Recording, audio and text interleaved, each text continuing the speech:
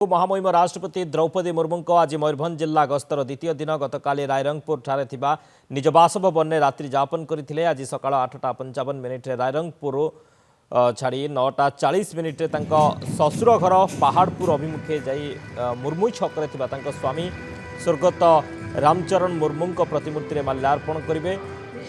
निकटरे थिबा जाहिरारे पूजार्चना करेंगे। पर एलांटी कंपनी द्वारा परिचालित आत्मनिर्भरशील तालीम केन्द्र परिदर्शन कर छात्र छात्री मानक सहित मत विनिमय करेंगे। सेठार थिबा एसएलसी स्मृति विद्यालय परिसर में छात्र छात्री मानक सहित किछि समय बिताइबे। दिन 12:30 पहाड़पुर छाड़ी अपराह्न 1:20 रायरंगपुर जगन्नाथ मंदिर अभिमुखे आसबे। सेठारे महाप्रभु को दर्शन करने पर महाप्रभु को प्रसाद सेवन व्यवस्था करा जायछि। यहाँ पर निज रायरंगपुर बासभवन में किछि समय विश्राम नेबा पर अपराह्न 3टारे घर छाड़िबे।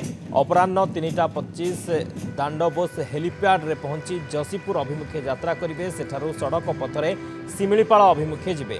आज रातिरे अभयारण्य भितर थिबा गुडुगुडिया ठारे थिबा जंगल विभाग नेचर कैंप रे रात्रि जापन करिवार कार्यक्रम रहिछे। राधाश्याम प्रधान बारिपदा रिपोर्टर आम सहित ऑनलाइन जोड़ी होती। राधाश्याम, आज मयूरभंज गस्तर द्वितीय दिन महामहिम राष्ट्रपति आज अनेक गुड़े कार्यक्रम रही।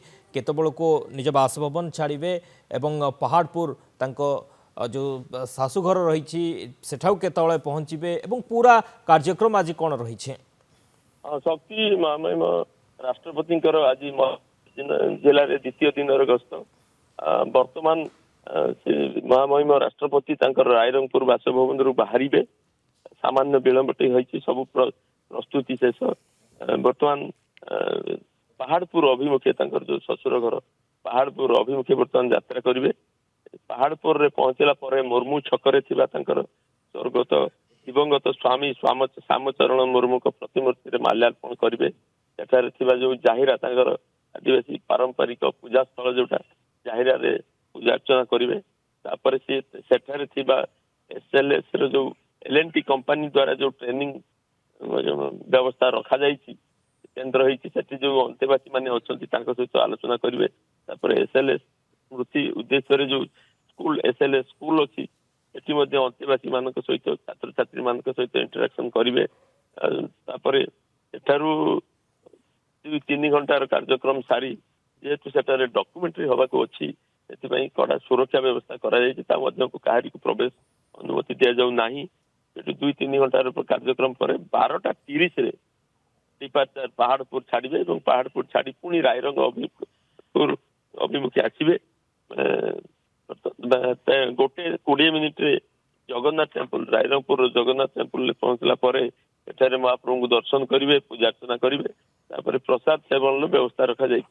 प्रसाद सेवन पर पुणी बासभवन को जाइए विश्राम ने अपराह्न ठीक 3टा समय दांडबोस एयरबोस को जी सेठारू जसीपुर अभिमुखे यात्रा करेंगे। जसीपुर रे पहुंचला 5टा पाखापाखि पहुंचला सेठू शिमिलीपाल अभिमुखे बाय रोड यात्रा कर कार्यक्रम रही।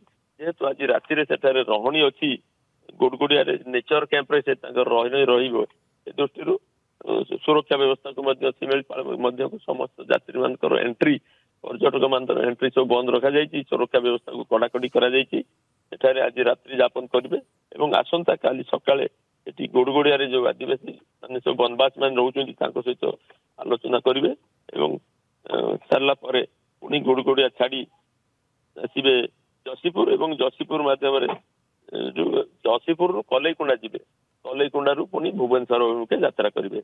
ओके, बहुत बहुत धन्यवाद राधेश्याम समस्त सूचना पाई।